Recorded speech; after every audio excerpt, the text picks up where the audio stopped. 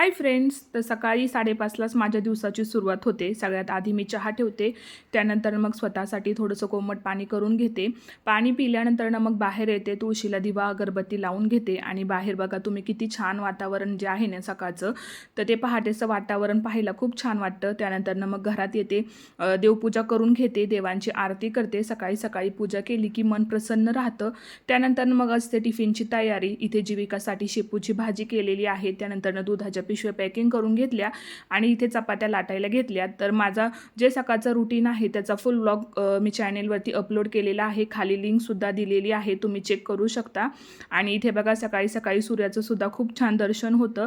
त्यानंतर मग आपली क्लिनिंगला सुरुवात होते. सगळ्यांची हीच गडबड असते सकाळी सकाळी. त्यानंतर मग घरं वगैरे झाडणं, अंगण वगैरे झाडून घेणं हेच माझं रुटीन असतं.